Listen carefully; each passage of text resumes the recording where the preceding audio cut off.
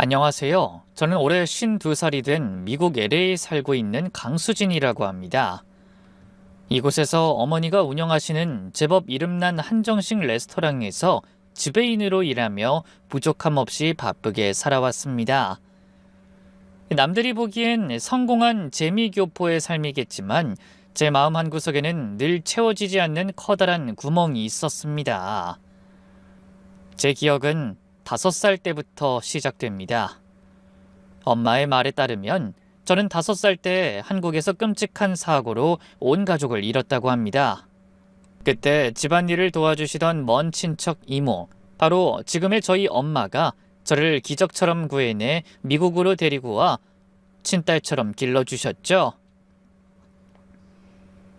젊은 시절 했던 결혼이 실패로 끝난 후로는 아이도 없이 혼자인 제게 어머니와 이 레스토랑이 세상의 전부나 마찬가지였습니다.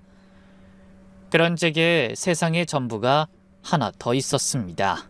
바로 제 인생의 단 하나뿐인 친구, 미희였습니다. 저희는 30해 전 22살 때 처음 만났습니다. 당시 저 역시 어머니의 레스토랑에서 일을 돕고 있었는데 이민 온 지 얼마 안 된 미희가 저희 가게에 아르바이트생으로 들어오면서 인연이 시작된 것이었죠. 함께 일하며 서로에게 힘이 되어주던 어느 날 저희는 대화를 하다 놀라운 사실을 발견하게 됐습니다. 알고 보니 저희 두 사람의 고향이 같았던 겁니다.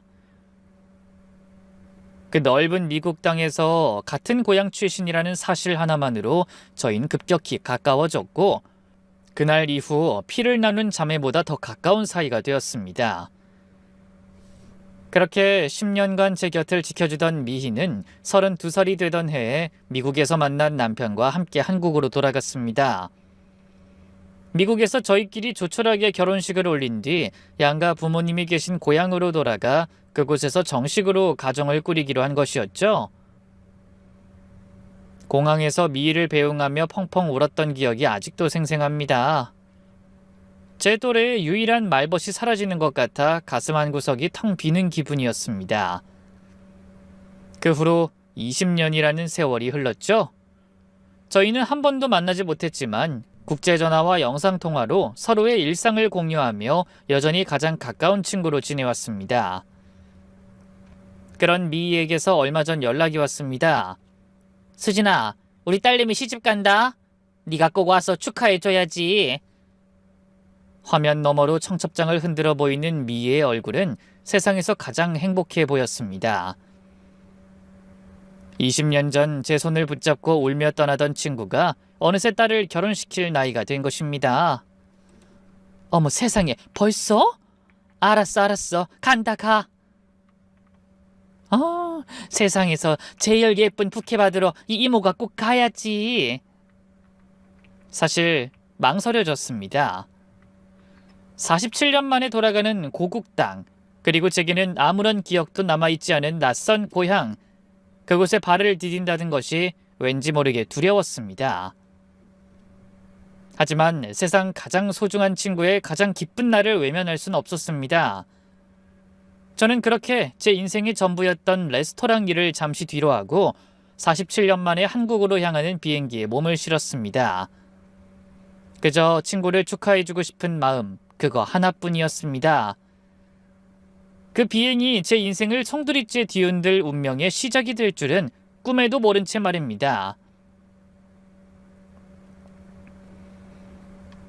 47년 만에 밟은 한국 땅의 공기는 어색하고도 낯설었습니다. 비행기에서 내리는 순간 제 주변의 모든 사람들이 당연하게 사용하는 한국말이 제게는 반쯤 알아들을 수 있는 외국어처럼 들려왔죠. 입국장을 빠져나오자마자 저 멀리서 제 이름을 쓴 팻말을 흔들며 방방 뛰는 익숙한 얼굴이 보였습니다.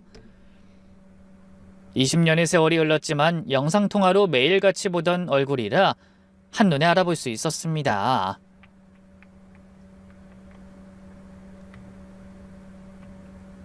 야, 강수진. 진짜 너 맞구나. 아이고, 이게 얼마만이야. 미희는 절 보자마자 와락 끌어안았습니다. 화면으로만 보던 친구를 실제로 껴안는 기분은 정말 이상하더군요. 어색함도 잠시 등을 세게 두드리는 친구의 손길에 저도 모르게 눈물이 핑 돌았습니다. 미야, 나야 왔어? 그래 이 기집애야. 오느라 고생했다. 아휴, 얼굴이 이게 뭐야? 왜 이렇게 반쪽이 됐어? 미희는 제 얼굴을 이리저리 샅샅이 뜯어보며 타박을 놓으면서도 눈가는 벌써 붉어져 있었습니다. 저희는 그렇게 한참을 부둥켜 안고 20년 만의 재회를 기뻐했습니다. 미희의 차를 타고 그녀가 사는 고향으로 향하는 내내 저는 창밖 풍경에서 눈을 떼지 못했습니다. 빼곡히 들어선 아파트와 생전 처음 보는 가게 간판들, 모든 것이 제가 상상했던 한국의 모습과는 전혀 달랐습니다. 제가 태어났다는 사실 말고는 그 어떤 연결고리도 찾을 수 없는 완벽한 이방인이 된 기분이었습니다. 다음 날 미희는 결혼 준비로 바쁜 와중에도 기꺼이 제 가이드를 자처했습니다. 그래도 네 고향인데 어디가 어딘지는 한번 쓱 들러봐야지. 물론 5살 때 기억이 남아있을 리는 없겠지만. 미희의 말대로였습니다. 오래된 골목길을 걷고 시끌벅적한 시장을 구경해도 제 머릿속에 떠오르는 것은 아무것도 없었습니다. 그저 오래된 흑백 사진 속 풍경을 보는 것처럼 모든 것이 아득하고 비현실적으로 느껴졌죠. 저희는 점심으로 따뜻한 국밥을 한 그릇씩 비우고 소화도 시킬 겸 동네를 한 바퀴 더 둘러보기로 했습니다. 한적한 주택가 골목길로 접어들었을 때였습니다. 낡은 담벼락에 덕지덕지 붙어있는 광고지들 사이로 유독 손글씨로 쓴 듯한 낡고 하얀 종이 한 장이 눈에 띄었습니다. 호기심에 가까이 다가가 보니 빗물에 번진 듯한 글씨가 큼지막하게 적혀 있었습니다. 김순영을 찾습니다. 목에 작은 점이 있습니다. 김순영, 생전 처음 들어보는 이름이었습니다. 근데 이상하게도 그 이름이 마치 오랫동안 잊고 있던 제 이름인 것처럼 이 가슴 한구석을 쿵 하고 내려쳤습니다. 그리고 뒤이어 읽은 문장은 제 온몸의 피를 차갑게 식게 만들었습니다. 목에 작은 점이 있습니다. 저는 홀린 듯 제 목덜미로 손을 가져갔습니다.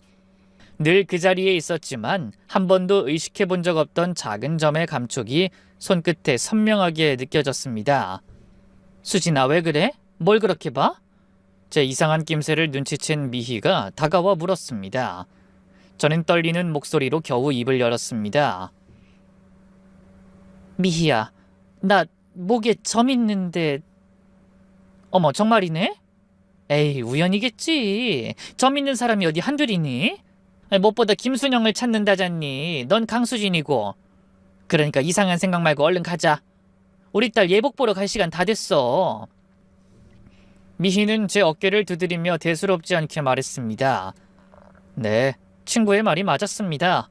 이름도 다르고 세상에 목에 작은 점 하나 있는 사람이 어디 저뿐이겠습니까? 머리로는 그렇게 생각했지만 제 발은 시멘트라도 부어놓은 것처럼 그 자리에서 떨어지지 않았습니다. 알 수 없는 힘이 저를 그 낡은 전단 앞에서 붙잡고 놓아주지 않았습니다. 저는 홀린 듯 주머니에서 휴대폰을 꺼내 들었습니다. 그리고 전단 아래 적힌 낡은 번호를 한자 한자 힘겹게 눌렀습니다. 수화기 너머로 들려오는 뚜르르 뚜르르 하는 신호음이 마치 제 심장 소리처럼 크게 울렸습니다. 옆에서 지켜보던 미희는 야, 너 진짜 거는 거야? 이상한 사람이면 어떡하려고 그래? 라며 제 팔을 붙잡았지만 전 이미 멈출 수가 없었습니다. 대체 왜 이러는 건지 저 자신도 이해할 수 없었죠. 잠시 뒤 딸깍하는 소리와 함께 수화기 너머에서 낯선 남자의 목소리가 들려왔습니다. 여보세요? 마치 오랫동안 잠을 자지 못한 사람처럼 거칠고 메마른 목소리였습니다. 저는 마른 침을 꿀꺽 삼키고 떨리는 목소리로 겨우 입을 열었죠. 저 전단 보고 전화드렸는데요. 김순영이라는 사람을 찾는다는... 네? 전단 보셨어요? 혹시 그분을 아십니까? 방금 전까지 피곤에 절어있던 목소리는 온데간데 없고 다급하고 절박한 음성이 제 고막을 때렸습니다. 저는 저도 모르게 뒷걸음질 치며 말했습니다. 아니요, 아는 건 아니고 그냥 제 목에 점이 있어서요. 전단에 쓰여 있는 거랑 똑같은 자리에. 그 순간 수화기 너머로 숨을 헉하고 들이키는 소리가 들렸습니다. 잠시 동안 아무 말도 없다가 남자는 거의 울부짖는 듯한 목소리로 말했습니다. 제발 한 번만 만나 주실 수 있겠습니까? 딱 5분, 아니 1분이라도 좋습니다. 이 얼굴만이라도 한번 뵙게 해주십시오. 부탁드립니다. 남자의 목소리엔 사람의 마음을 움직이는 처절함이 있었습니다. 제가 지금 무슨 짓을 하는 건지 미친 척하고 끊어버려야 하는데 제 입은 멋대로 대답하고 있었습니다. 알겠습니다. 미희는 너 미쳤어? 요즘 세상이 얼마나 험한데 그걸 혼자 나가려고 그래. 내가 같이 가줄게. 라며 길길이 날뛰었지만 저는 고개를 저었습니다.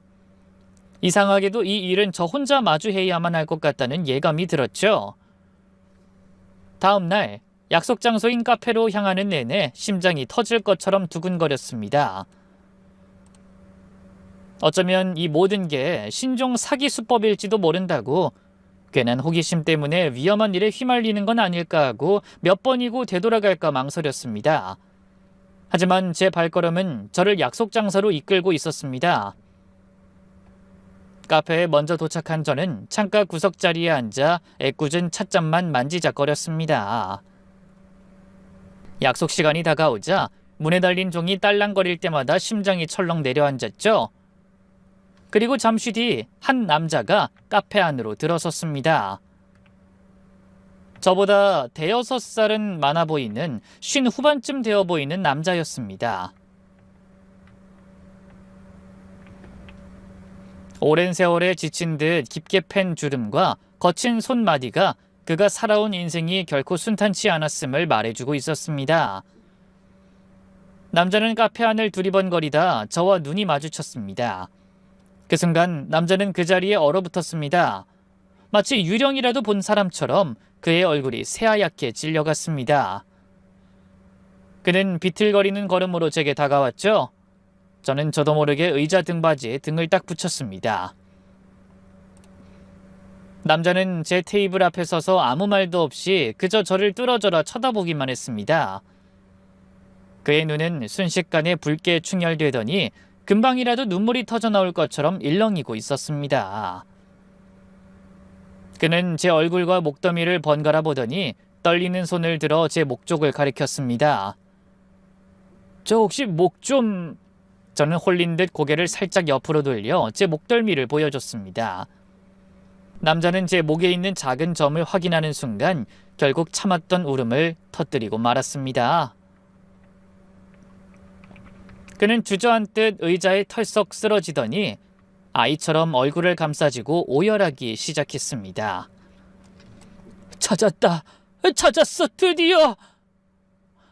저는 어쩔 줄 몰라 그저 굳어 있었습니다. 이 남자가 대체 왜 이러는 건지. 저는 이 상황이 너무나 무섭고 혼란스러웠습니다. 한참을 울던 남자는 이내 고개를 들어 눈물로 범벅이 된 얼굴로 절 바라봤습니다. 그리고 제 인생을 통째로 뒤흔들어 놓을 한마디를 떨리는 목소리로 울부짖듯 물었습니다. 순영이 맞지? 우리 순영이 맞잖아. 얼굴이 엄마랑 똑같아. 우리 순영이 맞지? 저는 그 순간 이 남자가 사기꾼이거나 아니면 단단히 미친 사람이라고 생각했습니다. 눈앞의 남자는 눈물 콧물을 쏟아내며 제게 계속해서 같은 말을 되물었습니다. 순영이 맞지? 우리 순영이 맞잖아. 저는 얼어붙은 채 아무 대답도 할 수 없었습니다. 머릿속이 새하얗게 비어버린 느낌이었죠. 순영이라는 낯선 이름과 제 얼굴을 보고 엄마와 똑같다는 알 수 없는 말까지. 제 상식으로는 도저히 이해할 수 없는 일들이 불과 몇 분 사이에 폭풍처럼 휘몰아치고 있었습니다. 정신을 차려야 했습니다. 이 남자는 분명 사기꾼일 겁니다. 요즘 세상에 이런 식으로 접근해서 사람을 등쳐먹는 흉악한 범죄자들이 얼마나 많습니까? 어쩌면 저 전단지도 저를 이곳으로 유인하기 위한 미끼였을지도 모릅니다. 그렇게 생각하자 온몸에 소름이 돋았습니다. 저는 자리에서 벌떡 일어났습니다. 저기요. 제 차가운 목소리에 남자는 울음을 그치고 절 올려다봤습니다. 사람 잘못 보셨어요. 저는 강수진이지 순영이란 사람 아닙니다. 최대한 단호하게 말하고 돌아서려는데 남자가 다급하게 제 팔을 붙잡았습니다. 저는 소스라치게 놀라 팔을 뿌리쳤죠. 만지지 마세요. 미안하다. 내가 너무 놀라서. 순영아, 제발 가지마. 오빠 말 좀 들어봐. 내가 네 오빠라고. 그가 오빠라고 말하는 순간 저는 이 남자가 단단히 미쳤다고 확신했습니다. 저는 경멸이 가득한 눈으로 그를 쏘아붙였죠. 그만하시죠. 한 번만 더 제 몸에 손대거나 따라오면 그땐 정말 경찰 부를 겁니다. 제 모진 말에 남자는 결국 모든 힘이 다 빠져나간 사람처럼 의자에 주저앉을 것 같았습니다. 그런데 제가 정말로 뒤돌아 카페 문을 향해 한 걸음 떼는 순간이었습니다. 남자가 거의 비명에 가까운 목소리로 제 등 뒤에 외쳤습니다. 부모님 화재로 돌아가신 게 아니야. 저는 저도 모르게 그 자리에 우뚝 멈춰 섰습니다. 심장이 발끝으로 쿵 하고 떨어지는 기분이었습니다. 제가 아는 제 과거에 대한 유일한 사실, 엄마가 제게 알려준 단 하나의 진실, 너의 가족은 끔찍한 화재 사고로 모두 죽었단다. 그 사실을 이 남자가 정면으로 부정하고 있었습니다. 저는 천천히, 아주 천천히 몸을 돌려 남자를 바라봤습니다.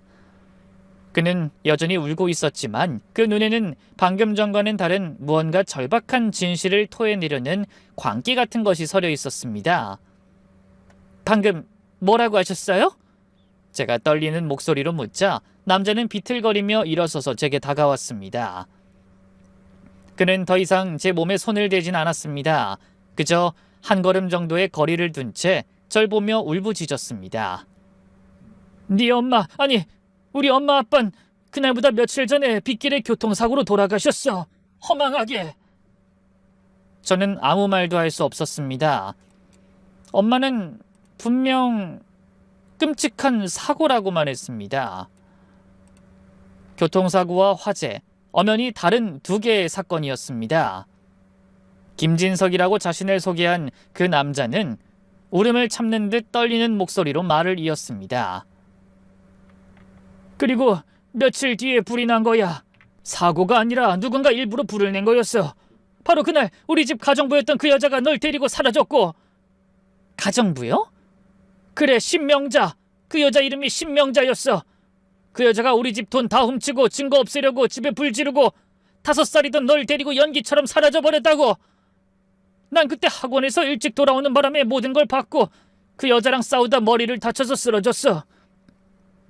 내가 병원에서 깨어났을 땐 이미 모든 게 끝나 있었다. 아무도 내 말을 믿어주지 않았어. 충격받은 어린애의 헛소리라고만 했지. 그렇게 47년이야.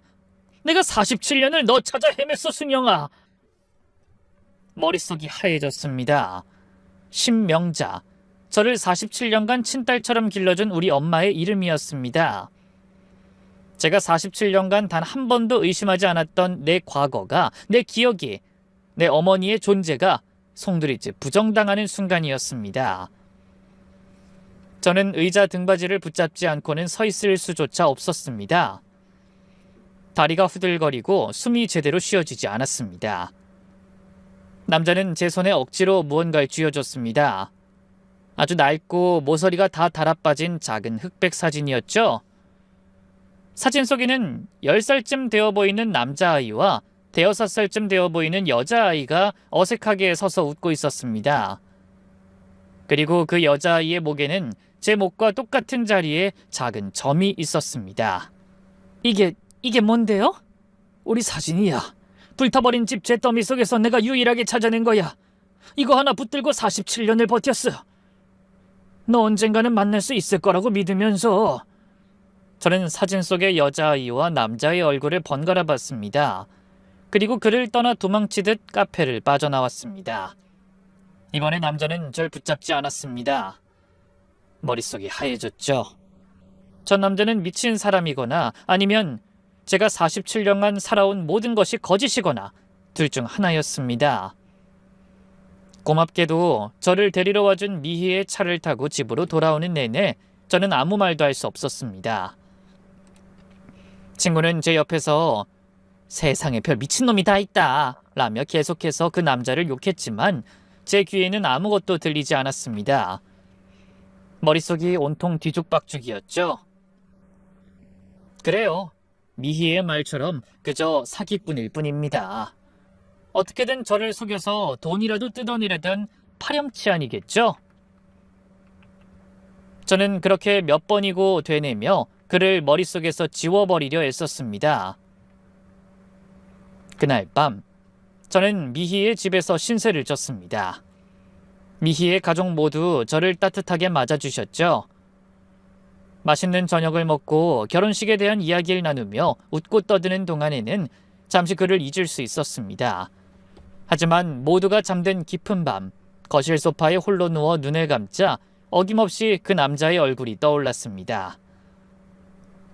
눈물로 범벅이 된 채 절 보며 울부짖던 그 절박한 얼굴. 우리 순영이 맞지? 라고 묻던 세상의 모든 슬픔을 다 짊어진 것 같던 그 목소리. 그리고 제 손에 쥐어졌던 낡은 흑백 사진 속 여자아이. 그 아이의 목에 있던 작은 점. 그 모든 것이 너무나 생생해서 도저히 연기처럼 보이지가 않았습니다. 만약 저 남자의 말이 정말 사실이라면? 아니야, 말도 안 돼. 나한텐 오빠가 없어. 우리 가족은 모두 사고로 죽었고 나를 구해준 엄마가 계시잖아. 저는 이불을 머리끝까지 뒤집어 썼습니다. 머릿속에서 두 개의 목소리가 미친 듯이 싸우기 시작했죠. 하나는 그를 미친 사기꾼이라고 소리쳤고 다른 하나는 혹시나 하는 의심을 속삭였습니다. 부모님은 화재로 돌아가신 게 아니야. 그 남자의 목소리가 귓가에 메아리처럼 울렸습니다. 제가 47년간 단 한 번도 의심하지 않았던 진실, 제 삶의 가장 근본을 이루고 있던 그 사실이 흔들리기 시작하자 저는 참을 수 없는 불안감에 휩싸였습니다. 밤새 뒤척이다 거의 뜬 눈으로 아침을 맞았습니다. 저는 더는 견딜 수가 없었습니다. 이 의심을 확인하지 않고서는 도저히 아무것도 할 수 없을 것 같았습니다. 이대로 미국으로 돌아가면 평생 그 남자의 얼굴이 김순영이라는 이름이 저를 괴롭힐 것만 같았습니다. 저는 떨리는 손으로 휴대폰을 들고 익숙한 번호를 눌렀습니다. 미국에 계신 저의 유일한 혈육이자 저를 길러주신 어머니의 번호였습니다. 아이고 우리 딸 웬일이야 이 시간에. 수화기 너머로 언제나처럼 다정한 어머니의 목소리가 들려왔습니다. 저는 애써 아무렇지 않은 척 밝은 목소리를 쥐어짰습니다. 엄마 잘 지내? 그냥 목소리 듣고 싶어서 전화했지. 여기 한국은 날씨가 참 좋다. 그래? 우리 딸 가니까 날씨도 좋은가 보네. 친구는 잘 만났고? 밥은 잘 챙겨 먹고 있는 거지? 어머니의 걱정 어린 목소리에 순간 가슴이 뜨끔했습니다. 제가 지금 어머니를 의심하고 있다는 사실 자체가 끔찍한 죄를 짓는 기분이었습니다. 하지만 이제 와서 멈출 수는 없었죠. 저는 최대한 자연스럽게 마치 길을 가다 우연히 들은 이름이라는 듯이 제 인생을 건 질문을 던졌습니다. 그럼 미희가 잘 챙겨줘서 아주 잘 지내. 근데 엄마, 혹시 김순영이라는 이름 들어본 적 있어? 제 질문이 끝나는 순간 수화기 너머로 짧은 침묵이 흘렀습니다. 늘 제 말에 즉각적으로 대답해 주시던 어머니였습니다. 하지만 그 순간만큼은 마치 세상의 모든 소리가 멈춘 것처럼 아무런 소리도 들려오지 않았습니다. 1초, 2초, 고작 몇 초의 시간이었지만 제게는 영원처럼 길게 느껴졌습니다. 잠시 뒤 어머니의 목소리가 다시 들려왔습니다. 하지만 그 목소리는 제가 알던 어머니의 목소리가 아니었습니다. 뭐라고? 무슨 영? 잘 못 들었네.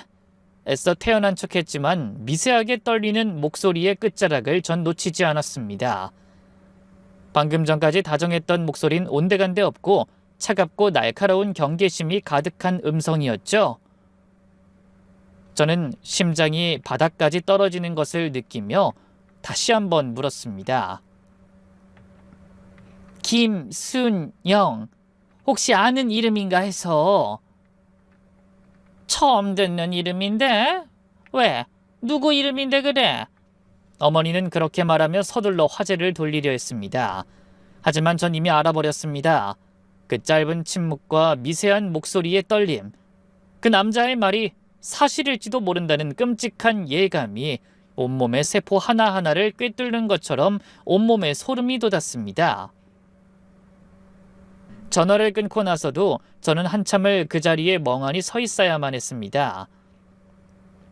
어제까지 세상에서 가장 사랑하고 믿었던 유일한 가족, 47년간 제게 어머니였던 그 사람이 어쩌면 제 인생을 송두리째 훔쳐간 사람일지도 모른다는 의심의 씨앗이 제 마음속 가장 깊은 곳에 뿌리내리기 시작했습니다. 어머니와의 통화는 제 세상에 내려진 사형 선고나 마찬가지였습니다. 47년간 단 한 번도 흔들린 적 없었던 믿음의 기둥이 모래성처럼 힘없이 무너져 내렸습니다. 그 짧은 침묵과 미세한 목소리의 떨림, 그것은 그 어떤 증거보다도 확실하게 말해주고 있었습니다. 어머니가 제게 무언가를 숨기고 있다는 것을요. 저는 미희에게 아무 말도 할 수 없었습니다. 세상에서 가장 가까운 친구였지만 차마 제 입으로 나를 길러준 엄마가 사실은 내 인생을 훔쳐간 범인일지도 몰라 라는 끔찍한 말을 내뱉을 순 없었습니다. 저는 뜬 눈으로 천장만 바라보며 고민하다 결국 결심했습니다. 진실을 확인해야겠다고, 그 남자를, 진석 씨를 다시 만나야겠다고 말입니다. 저는 미희 몰래 진석 씨에게 다시 연락했습니다. 다시 마주 앉은 카페의 공기는 어색함을 넘어 비장하기까지 했습니다. 진석 씨는 초조한 얼굴로 절 바라볼 뿐 아무 말도 꺼내지 않았습니다. 제가 먼저 입을 열었죠. 어머니와 통화했어요. 그 한마디에 진석 씨의 눈이 크게 흔들렸습니다. 제가 김순영이라는 이름 아냐고 물었더니 처음 듣는 이름이라고 하시더군요. 근데 목소리가 떨리고 있었어요. 제가 아는 우리 엄마의 목소리가 아니었어요. 제 말을 듣는 진석 씨의 얼굴이 고통으로 일그러졌습니다. 그는 주먹을 꽉 쥐며 거의 신음하듯 말했습니다. 그럴 줄 알았다. 그 독한 여자가 47년 동안 너를 완벽하게 속여온 거야. 저는 그의 눈을 똑바로 쳐다보며 물었습니다. 그동안 절 괴롭혔던 가장 큰 의문이었습니다. 한 가지만 물을게요. 아저씨 말이 모두 사실이라면 왜 이제 와서 저를 찾으시는 거죠? 47년 동안 대체 뭘 하셨던 거예요? 제 질문은 어쩌면 원망처럼 들렸을지도 모릅니다. 제 말에 진석 씨는 고개를 떨궜습니다. 그의 어깨가 가늘게 떨리고 있었습니다. 한참 만에 고개를 든 그의 얼굴은 47년이라는 세월의 무게가 고스란히 내려앉아 있었습니다. 뭐랬냐고? 뭘 할 수 있었을까? 내가 뭘 할 수 있었을까? 그는 울분을 토해냈습니다. 사건 직후에 10살짜리 꼬마였던 내가 경찰서에서 몇 번이나 말했어. 우리 집 가정부가 범인이라고. 그 여자가 내 동생 데리고 도망쳤다고. 하지만 아무도 내 말을 믿어주지 않았어. 부모님을 잃은 충격에 헛소리를 하는 불쌍한 놈이라고만 했지. 그 뒤로 보육원에서 살면서도 성인이 되어서도 난 단 하루도 널 잊은 적이 없어. 경찰서를 내 집처럼 드나들었지만 증거 없는 40년 전 사건을 다시 봐주는 사람은 아무도 없었다. 내가 할 수 있는 건 아무것도 없었어. 그의 목소리는 점점 더 흐느낌으로 변해갔습니다. 내가 할 수 있는 건 그저 네가 어딘가에 사람만 있길 바라면서 혹시라도 네가 이곳을 찾아오지 않을까 하는 신락 같은 희망 하나로 매년 그 낡은 전단을 붙이는 것뿐이었어. 그거 말고는 내가 할 수 있는 게 아무것도 없었다고. 그는 결국 테이블에 엎드려 아이처럼 엉엉 울기 시작했습니다. 47년간 홀로 짊어져야 했던 그 깊은 슬픔과 무력감이 그의 울음소리를 타고 제 가슴으로 아프게 파고들었습니다. 저는 더 이상 그를 의심할 수 없었습니다. 그의 눈물과 고통이 그 무엇보다 확실한 증거였습니다. 저 남자는 제 오빠였습니다. 그리고 제 어머니는 제 인생을 훔친 악마였습니다. 차가운 분노가 제 머리끝까지 차오르는 것을 느꼈습니다. 저는 자리에서 일어나 오열하는 그의 어깨에 조용히 손을 얹었습니다. 이제 혼자가 아니에요. 제 말에 진석 씨가 고개를 들었습니다. 저는 눈물을 닦아주며 제 인생에서 가장 단호하고 차가운 목소리로 말했습니다. 이제부터는 우리가 함께하는 거예요. 우리 인생을 훔쳐간 악마나 다름없는 그 여자, 신명자, 반드시 심판받게 만들 거예요. 제 눈빛에서 결심을 읽었는지 진석 씨는 고개를 끄덕였습니다. 47년 만에 다시 만난 저희 남매는 그렇게 슬픔과 분노 속에서 비로소 하나의 동지가 되었습니다. 진석 씨, 아니 오빠와 헤어져 미희의 집으로 돌아왔지만 제 마음은 더 이상 한국에 머물고 있지 않았습니다. 뜨거웠던 분노 뒤로 47년이라는 세월의 무게가 거대한 파도처럼 다시 저를 덮쳐왔습니다. 거실에서 TV를 보며 웃고 있는 미희 가족의 모습을 보는데 문득 그런 생각이 들었습니다. 나에게도 저런 시절이 있었을까? 엄마, 아빠, 그리고 오빠와 함께 웃고 떠들던 저런 평범한 저녁이. 47년간 내 어머니였던 사람, 나를 업어 키우고 아플 때 밤새 간호해주고 내 성공을 누구보다 기뻐해주던 사람, 그런 사람을 하루아침에 악마라고 부를 수밖에 없는 제 심정이 너무나 참담했습니다. 오빠의 눈물과 사진, 그리고 어머니의 이상한 반응, 모든 정황이 한 곳을 가리키고 있었지만 제 심장은 여전히 그 끔찍한 진실을 온전히 받아들이기를 거부하고 있었습니다. 그래요. 마지막 확인이 필요했습니다. 다른 누구의 말이 아닌 제 눈으로 직접 확인할 수 있는 객관적인 무언가가. 저는 오빠에게 연락해 경찰서에서 만나기로 약속을 잡았습니다. 경찰서? 거긴 왜? 가서 직접 봐야겠어요. 47년 전 그날 도대체 무슨 일이 있었는지, 우리 가족에게 무슨 일이 있었는지 기록이라도 남아있을 거 아니에요. 오빠는 제 말에 잠시 침묵하더니 이내 힘없는 목소리로 알겠다고 했습니다. 다음 날 저희는 낡은 경찰서 민원실 창구 앞에 나란히 서 있었습니다. 오빠는 익숙하다는 듯 초조한 얼굴로 바닥만 내려다봤고 저는 애써 덤덤한 척하며 젊은 경찰에게 신분증을 내밀었습니다. 47년 전 사건 기록을 좀 찾아보고 싶어서요. 화재 사건이었고 실종된 아이가 저인 것 같아서요. 제 말에 경찰은 황당하다는 표정을 지었습니다. 거의 50년 전 사건 파일을 찾아달라는 제 요구가 어이없다는 듯이요. 그렇게 오래된 자료가 남아있을지 모르겠습니다. 혹시 사건 번호나 정확한 날짜 아시나요? 모릅니다. 하지만 정확한 정보 없인 찾아드리기 힘듭니다. 오늘은 이만 돌아가시죠. 그 순간 옆에 있던 오빠가 벌떡 일어나 창고에 주먹을 내려쳤습니다. 찾아봐! 찾아보라고! 내가 여기 몇 번이나 왔는지 알아? 당신들 그때도 내 말은 귓등으로도 안 듣더니 지금도 똑같아! 오빠의 격한 반응에 경찰은 당황했고 민원실에 있던 모든 사람들이 저를 쳐다봤습니다. 저는 오빠를 진정시키고 다시 한번 차분하지만 단호한 목소리로 말했습니다. 여기 제 미국 여권입니다. 강수진, 그리고 이쪽은 김진석 씨, 제 오빠일지도 모르는 분이고요. 저흰 지금 저희 인생에 걸린 문제를 확인하러 온 겁니다. 제발 도와주세요. 저의 간절한 부탁 때문이었을까요? 아니면 일을 크게 만들고 싶지 않았기 때문일까요? 경찰은 마지못해 자리에서 일어나 지하에 있는 자료 보관실로 향했습니다. 1시간쯤 지났을까 그는 먼지를 잔뜩 뒤집어 쓴 낡은 서류철 하나를 들고 나타났습니다. 찾았습니다. 1978년 땡땡동 화재 사건. 근데 내용이 거의 없네요. 서류철을 받아드는 제 손이 가늘게 떨렸습니다.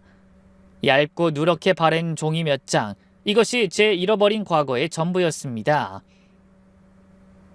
오빠와 저는 마주 앉아 숨을 죽인 채 한 장 한 장 서류를 넘겼습니다. 사망자 김땡철, 박땡희 부부, 사인, 교통사고로 인한 다발성 장기 손상. 오빠의 말이 사실이었습니다. 부모님은 화재가 아닌 교통사고로 돌아가셨습니다. 다음 장에는 며칠 뒤에 일어난 화재 사건 보고서가 있었습니다. 발화 원인 불명, 그리고 그 아래에는 제 심장을 멈추게 한 문장이 적혀 있었죠. 참고인 김진석, 진술, 집안에 있던 가정부 신명자가 불을 지르고 동생 김순영을 데리고 나갔다고 주장함. 그리고 그 옆에 담당 형사가 덧붙인 의견이 있었습니다.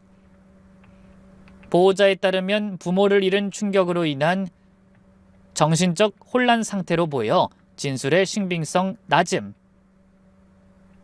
마지막 장에는 실종 아동수배 전단이 붙어 있었습니다. 제 어릴 적 사진과 함께 김순영 5세 여라는 글자가 선명했습니다. 그리고 그 밑에 이렇게 적혀 있었죠.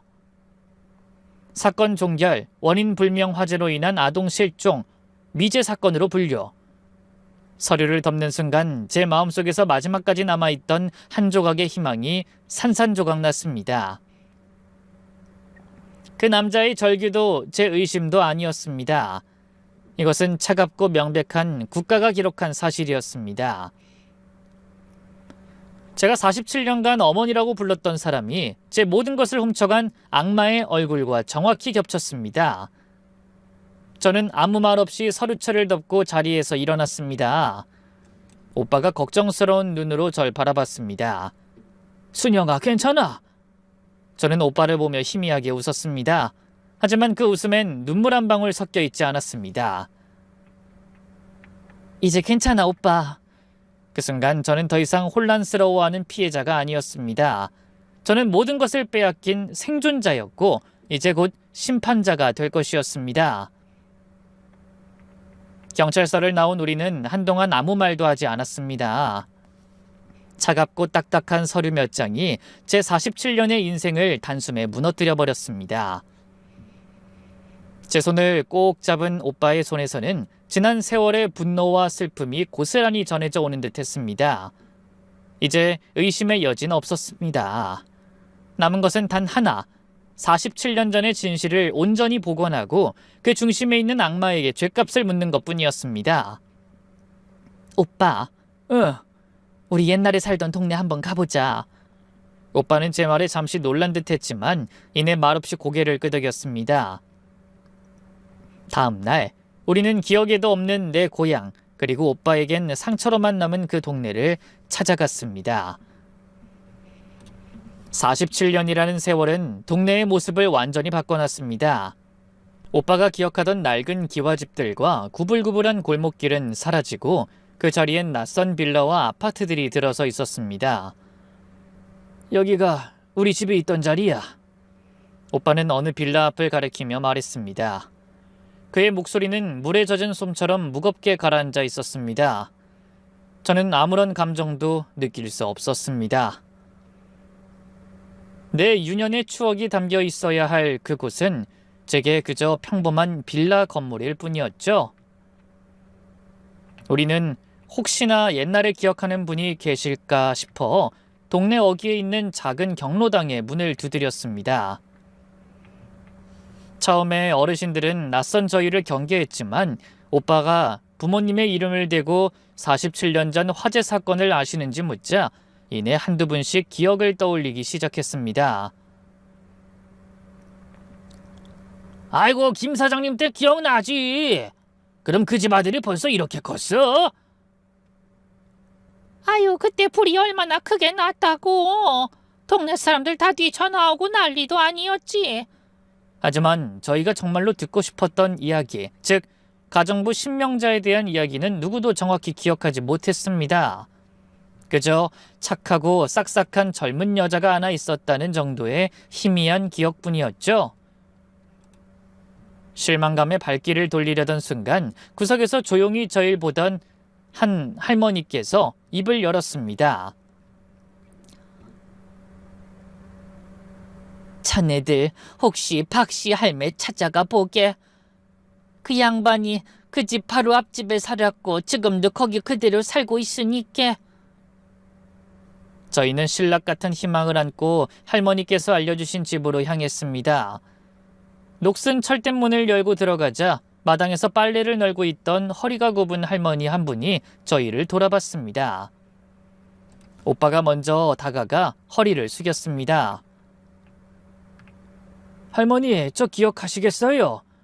앞집 살던 상철이 아들 진석이에요. 할머니는 한참 동안 오빠의 얼굴을 뜯어보더니 이내 아이고, 하는 탄식과 함께 오빠의 손을 덥석 잡았습니다. 이게 누구야? 진석이 아니야. 아우, 세상에, 살아있었구나. 살아있었어. 할머니는 저희를 안으로 들이고는 마치 어제 일처럼 47년 전 그날을 생생하게 기억해냈습니다.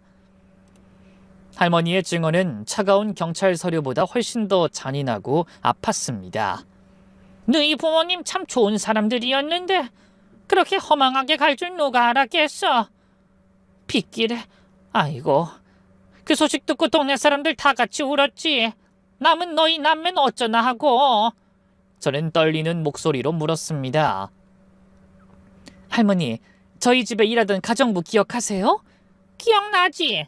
그럼 아주 싹싹하고 예쁘장한 젊은 여자였어. 주인 내외한테도 얼마나 깍듯하게 잘했는지 몰라.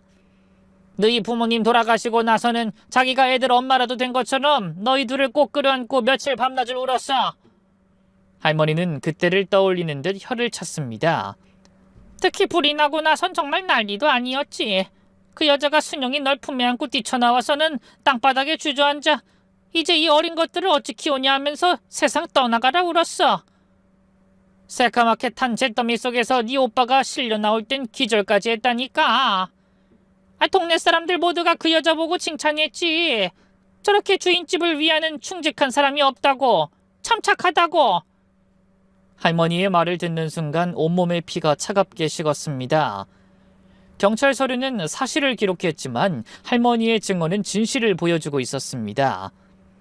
신명자라는 여자가 얼마나 치밀하고 잔인하게 동네 모든 사람들을 상대로 완벽한 연극을 펼쳤는지 말입니다. 그 순간 제 마음속에 남아있던 마지막 한 조각의 인간적인 연민마저 완전히 사라졌습니다.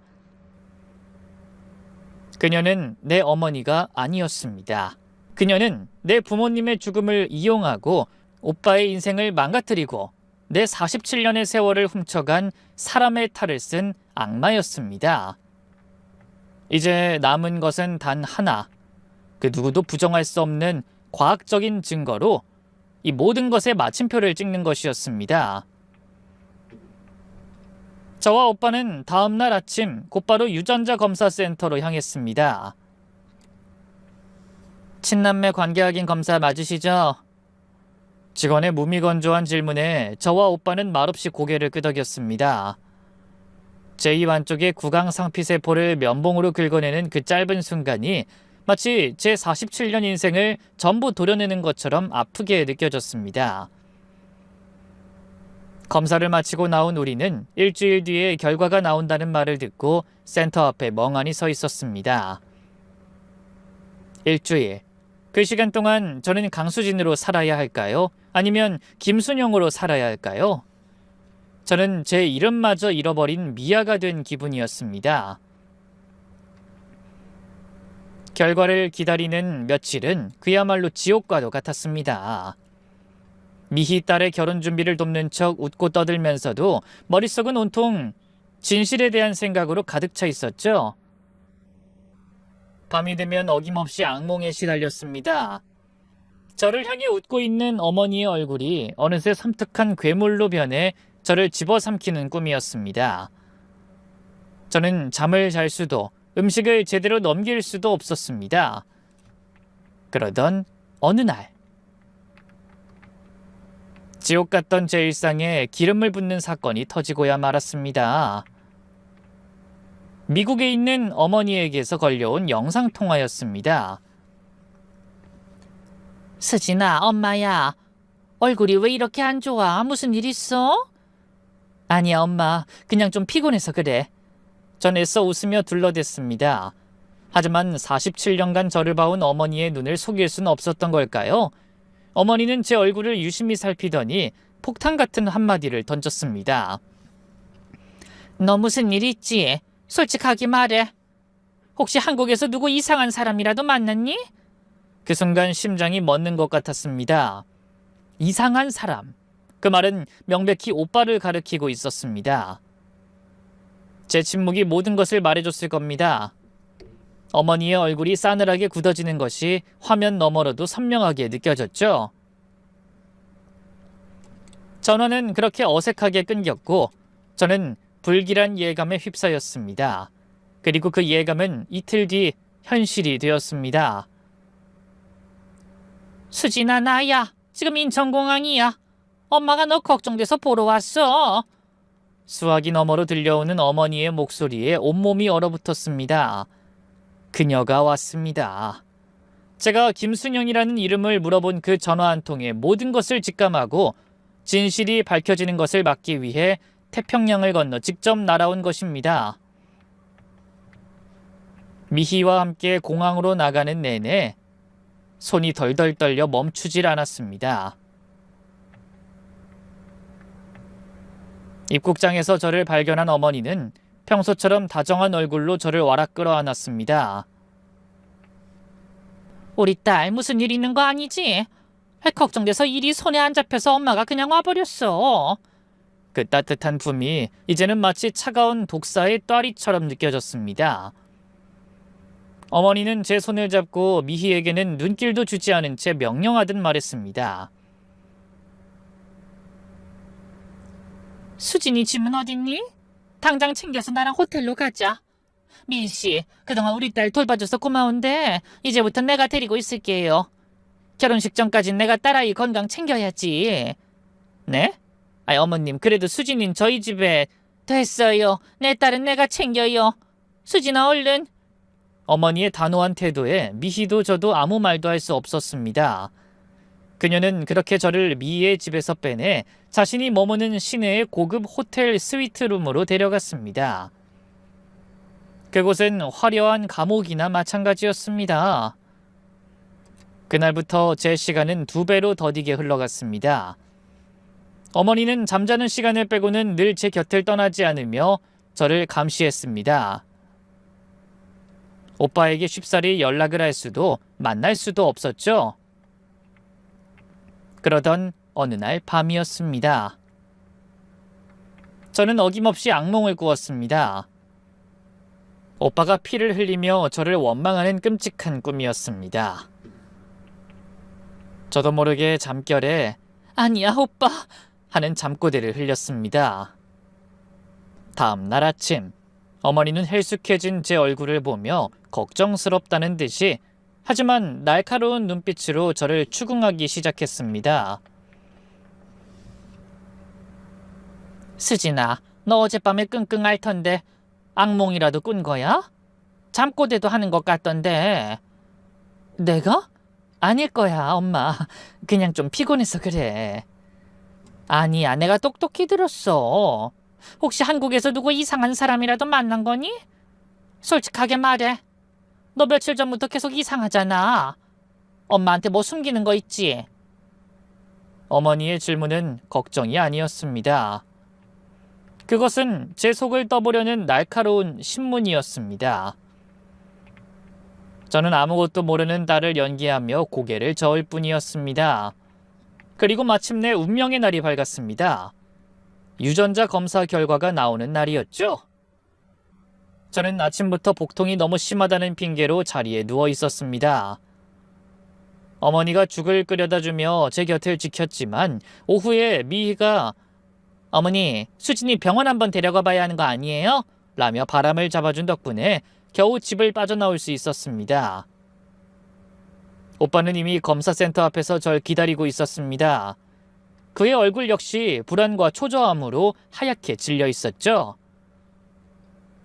저희는 말없이 안으로 들어가 결과지가 담긴 두툼한 봉투를 받아들었습니다.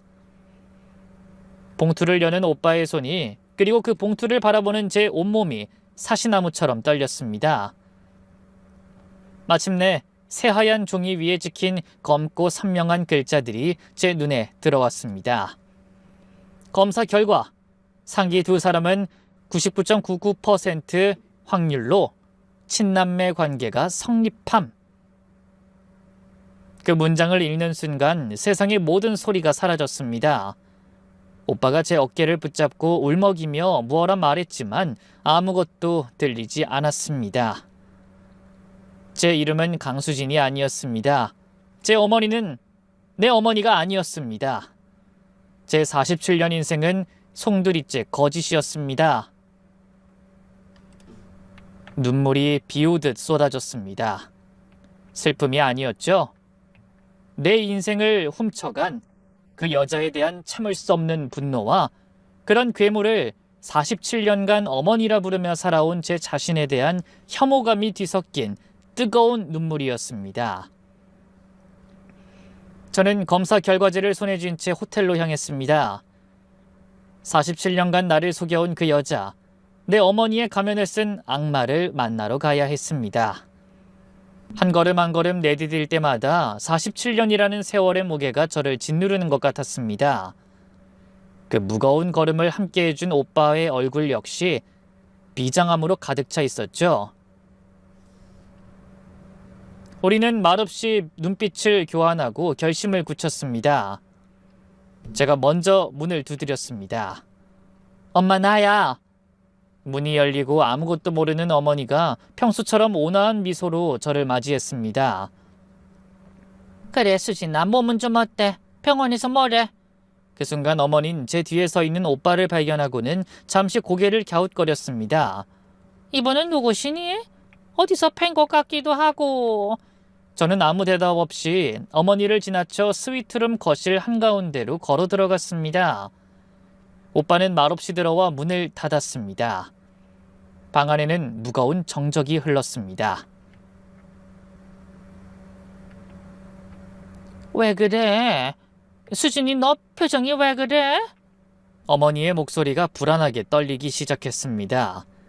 저는 그런 그녀를 차갑게 바라보며 손에 들고 있던 서류 봉투를 거실 테이블 위로 던졌습니다. 툭 하는 소리가 방 안의 정적을 날카롭게 갈랐습니다. 읽어보세요. 어머니는 떨리는 손으로 서류를 집어들었습니다. 그 안에서 유전자 검사 결과지를 꺼내 읽는 그녀의 얼굴이 순식간에 새하얗게 질려갔습니다. 이게 뭐야? 거짓말이야. 이런 건 다 조작할 수 있는 거야. 이건 사기야. 어머니는 종이를 구겨버릴 듯 쥐고 비명을 질렀습니다. 그 순간 문 옆에 서 있던 오빠가 47년간 묵혀온 분노를 터뜨리며 그녀에게 다가섰습니다. 거짓말! 조작! 당신 눈엔 내가 안 보여! 47년 전 당신이 불타는 집에서 버리고 나온 10살짜리 꼬마! 내 이름은 김진석이야. 이제 기억나? 이제 순영이도 모든 걸 다 알고 있다고! 오빠의 절규에도 어머니는 끝까지 오빠를 무시하고 제게 매달렸습니다. 그녀는 제 앞에 무릎을 꿇고 눈물로 애원하기 시작했습니다. 수진아, 내 딸. 저 남자 말 믿지 마. 그래, 내가 널 데려온 건 맞아. 하지만 그건 널 구하기 위해서였어. 내가 47년간 널 어떻게 키웠는데. 진심으로 사랑으로 키웠어. 넌 내 진짜 딸이야. 내 모든 걸 너한테 가르쳐줬잖아. 레스토랑 일도 네가 다 맡아서 할 수 있게. 넌 나 없이 살 수 있어? 수진아, 엄마가 잘못했어. 한 번만 용서해줘. 응? 어머니는 제 손을 붙잡고 애원했지만 저는 그 손을 거칠게 뿌리쳤습니다. 그 오랜 기간 동안이나 저를 속여온 그 손길이 너무나도 역겨웠습니다. 그 이름 부르지 마. 내 이름은 강수진이 아니야. 제 거부에 어머니의 눈빛이 순식간에 변했습니다. 눈물로 애원하던 자애로운 어머니의 얼굴은 사라지고 그 자리에는 차가운 경멸과 분노로 가득 찬 괴물의 얼굴이 나타났습니다. 그녀는 바닥에 주저앉은 채 악을 쓰듯 소리쳤습니다. 뭐? 이 폐연 망덕한 년. 그래, 내가 널 데려왔다. 어쩔래? 내가 아니었으면 넌 고아원에서 굶어 죽었어. 네 오빠 꼴 좀 봐. 저렇게 평생 가난하게 살았을 거 아니야. 누구 덕에 네가 미국에서 이만큼 호의호식하고 사는데 감히 나한테 이래? 그녀의 악다구니는 그녀 스스로 내뱉은 가장 완벽한 자백이었습니다. 그 끔찍한 말들을 듣는 순간 저를 지탱하고 있던 마지막 이성의 끈이 결국 끊어지고 말았습니다. 저는 그 자리에 주저앉아 목 놓아 울었습니다. 내 이름도, 내 가족도, 내 기억도, 내 인생 전부를 도둑맞았다는 사실에 대한 처절한 통곡이었습니다. 나를 길러준 어머니가, 내 인생의 은인이 내 진짜 부모님의 죽음을 이용하고 내 오빠의 인생을 망가뜨린 악마였다는 진실 앞에서 저는 숨을 쉴 수조차 없었습니다. 그때였습니다. 등 뒤로 따뜻한 온기가 느껴졌습니다. 오빠가 제 옆에 조용히 다가와 말없이 제 등을 쓸어주고 있었습니다. 괜찮아, 순영아. 그는 아무 말 없이 그저 제 이름을 불러줬습니다. 47년 만에 처음으로 들어보는 나의 진짜 이름. 이제 오빠가 있잖아. 괜찮아. 다 괜찮아. 저는 오빠의 품에 기대어 어린아이가 된 것처럼 한참을 울고 또 울었습니다. 47년간 멈춰있던 우리 남매의 시간이 그렇게 비극적인 진실 앞에서 다시 흐르기 시작하고 있었습니다. 호텔방에서의 통곡이 그친 후 우리에게 남은 것은 차가운 분노뿐이었습니다. 오빠와 저는 망설이지 않았습니다. 우리는 다음날 바로 유전자 검사 결과지와 그날의 대화를 몰래 녹음했던 녹음기 파일을 들고 경찰서로 향했습니다. 47년 전 10살짜리 아이의 증언을 무시했던 바로 그곳이었습니다. 이번엔 달랐습니다. 47년 만에 살아 돌아온 피해자와 명백한 유전자 증거 앞에서 경찰들도 더는 우리를 외면할 수 없었습니다. 담당 형사는 우리의 기구한 사연에 혀를 내두르며 함께 분노해줬습니다. 하지만 길고 긴 조사가 끝난 후 그가 내놓은 결론은 우리를 다시 한번 절망의 나락으로 떨어뜨렸습니다. 안타깝지만 시간이 너무 오래 흘렀습니다. 당시의 절도, 상해, 방화 등 대부분의 혐의는 이미 공소시효가 만료되어 처벌이 어렵습니다. 청천벽력 같은 소리였습니다. 법이 47년간 고통 속에 살아온 우리를 보호해줄 수 없다는 뜻이었습니다. 그 소식을 어떻게 알았는지 신명자는 제게 전화를 걸어왔습니다.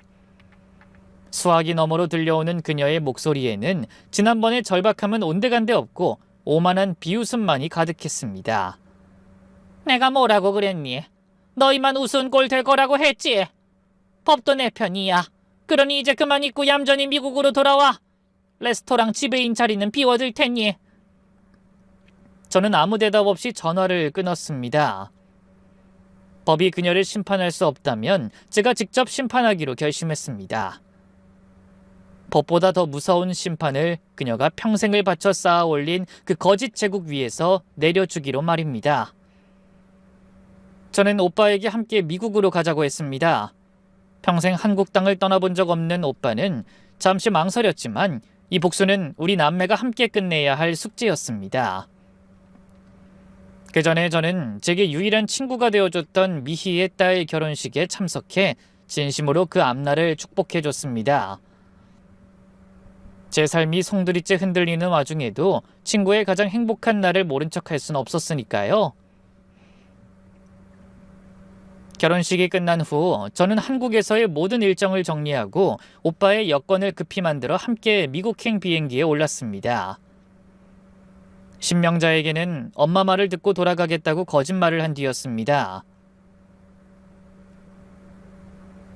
미국에 도착한 후 전 먼저 오빠가 안전하게 머물 수 있는 작은 숙소를 마련해 줬습니다.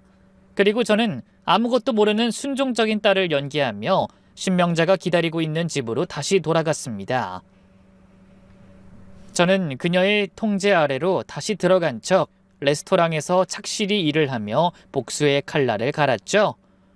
그리고 토요일 밤 저는 신명자가 깊이 잠든 것을 확인한 뒤 떨리는 손으로 LA 교포 사회에서 가장 영향력이 큰 온라인 커뮤니티에 장문의 글과 모든 증거들을 올렸습니다. 다음 날 아침 저는 터질 듯한 긴장감 속에서 잠이 깼습니다. 파장은 제 생각보다 더 컸습니다. 하룻밤 사이에 글은 교포사회 전체로 퍼져나갔고 사람들은 충격에 휩싸였습니다. 무엇보다도 밤새 퍼졌을 폭로글에 대해 신명자가 어떤 반응을 보일지 긴장된 마음에 심장이 발끝까지 떨어지는 기분이었습니다. 저는 조용히 거실로 나갔지만 집안은 쥐죽은 듯이 고요했습니다. 신명자는 이미 집을 나가고 없었습니다. 그녀가 어디로 향했을지는 불보듯 뻔했습니다. 저는 곧바로 오빠에게 연락해 그녀가 평생을 바쳐 자신의 성역으로 만들어온 교회로 향했습니다. 예상대로 신명자는 교회에 있었습니다. 자신의 결백과 억울함을 호소하며 동정심을 무기로 이 상황을 역전시키기 위해서였죠. 예배가 끝나고 담임 목사님은 무거운 얼굴로 교인들 앞에 섰습니다. 그리고는 곁에서 눈물 흘리고 있는 신명자를 가리키며 말했습니다. 어젯밤부터 우리 모두를 혼란스럽게 하는 글에 대해 신 권사님께서 직접 해명하시겠습니다. 신명자는 마이크를 잡고 준비한 연기를 시작했습니다. 여러분, 믿어주십시오. 저는 억울합니다. 제가 걷어 키운 아이가 어떻게 저에게 이런 누명을 씌울 수 있는지. 그녀는 47년 전 불길 속에서 어린 아이를 구해내 사랑으로 키웠지만 이제 와서 그 아이가 돈을 노리고 자신을 모함하고 있다는 비련의 여주인공 연기를 완벽하게 해내고 있었습니다. 몇몇 교인들은 힘내세요 권사님! 이라고 외치며 그녀를 동정하기 시작했죠. 저는 그 연극이 끝나기를 기다렸다가 조용히 자리에서 일어났습니다. 그리고 오빠와 함께 교인들 사이를 가로질러 천천히 강단 앞으로 걸어나갔습니다. 웅성거리던 교회가 순식간에 조용해졌습니다. 신명자는 저와 오빠를 보자마자 얼굴이 새하얗게 질렸습니다. 저는 마이크를 잡는 대신 들고 있던 서류 뭉치를 담임 목사님과 교회 장로님들의 손에 직접 쥐어드렸습니다. 하지만 그것은 형식적인 절차일 뿐이었죠. 목사님, 장로님들, 그리고 교인 여러분, 제 진짜 이름은 김순영입니다. 제가 입을 열자 신명자가 비명을 질렀습니다. 아니야, 저 아이 말은 전부 거짓말이에요. 저것들이 짜고 나를 모함하는 거라고요. 저는 그녀의 발악을 무시하고 제 옆에 서 있는 오빠의 손을 굳게 잡았습니다. 그리고 교인 모두를 향해 가장 강력한 목소리로 외쳤습니다. 인터넷에 올린 서류 뭉치보다 더 확실한 증거가 바로 여기 있습니다. 47년간 죽은 줄로만 알았던 바로 제 친오빠입니다. 제 외침에 신명자를 동정하던 교인들의 웅성거림이 순식간에 잦아들었습니다. 모든 시선이 저와 제 옆에 서서 신명자를 분노의 눈으로 노려보고 있는 오빠에게로 쏠렸습니다. 서류는 조작할 수 있어도 47년 만에 돌아온 살아있는 혈육의 존재는 그 무엇으로도 부정할 수 없었으니까요. 그녀가 평생을 바쳐 쌓아 올린 존경받는 신권사님이라는 명성과 신뢰가 소리 없이 무너져 내리는 순간이었습니다. 우리는 누구의 위로도 받지 않은 채 조용히 교회를 빠져나왔습니다. 오빠는 말없이 제 손을 잡아줬고 저는 그제야 참았던 눈물을 터뜨렸습니다. 길고 길었던 복수가 끝났다는 후련함보다는 모든 것을 잃어버린 듯한 깊은 허탈감이 저를 감쌌습니다. 그날 이후 신명자는 사회적으로 완전히 매장당했습니다. 레스토랑에는 손님의 발길이 뚝 끊겼고 교회에서는 당연히 쫓겨났으며 평생을 함께했던 친구와 지인들이 그녀에게서 등을 돌렸습니다. 그녀는 모든 것을 잃었습니다. 법의 심판보다 더 무서운 이 사람들의 심판을 받게 된 것입니다. 그 모든 폭풍이 끝난 후 저는 47년간 일했던 레스토랑에 사직서를 냈습니다. 신명자와의 모든 인연을 끊어내고 제 모든 것을 정리하는 데는 그리 오랜 시간이 걸리지 않았습니다. 물론 신명자는 마지막까지 제게 애원했지만 제 마음은 조금도 흔들리지 않았습니다. 오빠와 저는 함께 영원히 돌아올 집으로 향하는 비행기에 올랐습니다. 한국에 돌아오자마자 저는 미희를 만났습니다. 그간 미국에서 있었던 모든 일을 털어놓자 미희는 제 손을 잡고 함께 울고 함께 분노해줬습니다. 이제라도 모든 걸 바로잡아서 정말 다행이야, 순영아. 친구의 그 한마디가 제겐 큰 위로가 되었습니다. 며칠 뒤 오빠는 제 손을 잡고 부모님이 잠들어 계신 곳으로 저를 이끌었습니다. 47년 만에 처음으로 저는 친부모님의 묘소 앞에 섰습니다. 묘비에 나란히 새겨진 낯선 이름과 빛바랜 사진, 바로 저의 진짜 아버지와 어머니였습니다. 저는 오빠와 함께 무덤 앞에 나란히 무릎을 꿇었습니다. 그리고 제 진짜 이름으로 47년 만에 첫 인사를 올렸습니다. 아빠, 엄마, 저 순영이에요. 너무 늦게 왔죠? 죄송해요. 잃어버린 세월을 되돌릴 순 없겠지만 이제 제 곁에는 세상에 유일하게 남은 혈육인 오빠와 저를 끝까지 응원해준 친구 미희가 있습니다. 앞으로 제가 무슨 일을 하며 어떻게 살아갈진 아직 모릅니다. 하지만 한 가지는 확실합니다. 전 혼자가 아니라는 것입니다. 다시 되찾은 저의 진짜 인생을, 김순영의 인생을 처음부터 다시 시작해보려 합니다. 제 길었던 이야기가 혹시 저와 비슷한 아픔을 겪고 계신 분들께 작은 위로와 용기가 되었으면 좋겠습니다. 긴 이야기 들어주셔서 정말 감사합니다.